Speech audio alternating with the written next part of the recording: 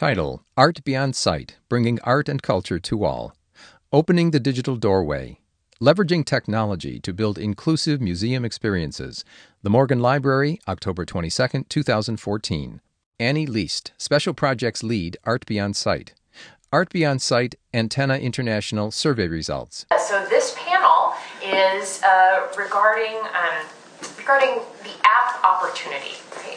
And one of the things that came up in our last panel was we were talking mostly about websites and other kinds of media, but one of the things we're going to be talking about here is how things are going really mobile. And a lot of people carry around smartphones in their pockets. And I'm going to take a little bit longer to introduce this panel because you may notice on your agenda I'm actually listed as a panelist.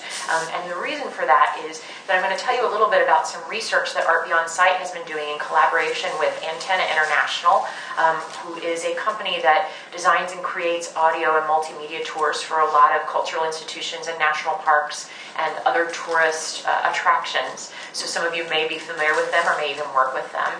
We're collaborating with the research arm of Antenna, which is called Antenna Lab, and we are basically conducting both an online survey and also several focus groups, kind of looking at how people with disabilities use mobile devices, in particular smartphones, in their daily life and what some of the features are that work really well for them, and also looking at how museums are starting to adopt this technology and adapting it for people who have disabilities and really for all of their audiences. And we're hoping to come up with some great conclusions and some great best practices out of some of this research that might help you guys as you're making your decisions how to move forward with developing your own apps or mobile technology solutions. So a little bit about this. Most of the research is centered around an online survey that we conducted for the first 6 months of 2014. Some of you guys may have even participated in it because the neat thing about this online survey was there were actually 3 of them. We had one that was aimed at individuals with disabilities. We had one that was aimed at people who work at organizations that serve people with disabilities. And we also had a survey that was specifically aimed at cultural institutions, and that's the one that many of you may have actually participated in. We did have a fairly good response. We'd love to do it again and maybe try to get more people, but we had over 100 responses, which may not sound like a lot, but actually if you look at a lot of studies, that's actually a pretty good return on our investment for an online survey. And about 60 to 70% of those were people with disabilities, so that was that one survey with the individuals.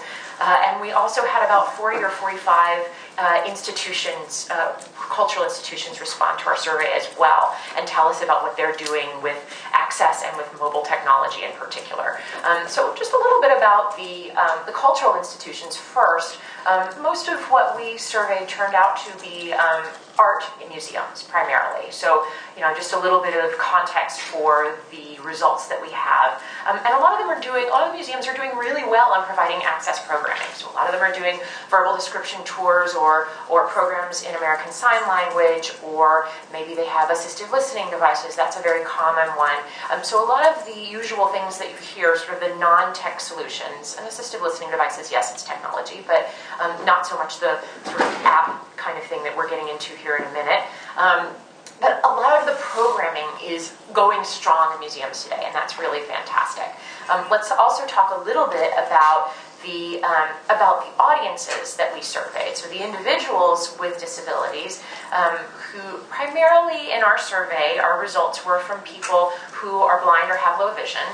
We did have a few people with other disabilities respond as well, but primarily most of our results are sort of skewed based on the perspectives of people who are blind or have low vision. So that's where a lot of this is going to be talking about. And it's not that we're excluding people with other disabilities, but I think part of it is that so much mobile technology is most challenging for people who do have vision loss or who are blind. So I think that's partly why those people were so interested in participating in our survey and talking about mobile technology. Another reason sort of for that is that a lot of the people in this audience actually are very comfortable with technology. In fact, we asked that question, and over 60% said they were extremely comfortable, and another 35 or so said they were mostly comfortable. right? So that's something like over 90% of the people who responded to our survey were, people who were savvy with technology, right? So this is something to be aware of as you're thinking about how you work with technology in your museums, right? You do have an audience that is capable of using it. Now, there are those that aren't, and that's where the human factor comes in, with you being able to sort of explain your technology to maybe those who are not as comfortable. But let's talk about other parts of our audience as well. That people with disabilities actually seem to come to the museum for basically the same reasons that people without disabilities come. In terms of technology itself, in terms of coming to museums itself, they tend to spend, the people in our survey anyway, tend to come, about 40% of them come more than once a quarter, right? And over half of them come more than once a year. So that's this is a contingency of people. This is a demographic who wants to come to your museum. Also, they tend to spend, when they come over, they tend to spend 1 to 2 hours or more. So this demographic tends to spend a longer time at the museum. So it's great for you to be able to make it worth their while. But they do have some challenges when they come to the museum. And so those challenges usually include, they kind of fall into two parts. First of all, there's the communication of information. One of the big challenges is information is dispersed in maybe inconsistent ways, or it's diluted, or it's not available in a format that is accessible for people with different disabilities. So that's one aspect that was reported as a challenge in visiting a museum. Another challenge is the physical space in general, and whether that physical challenge comes from crowded environments or noisy environments, background noise, which might make it hard to hear an audio tour, maybe complex spaces.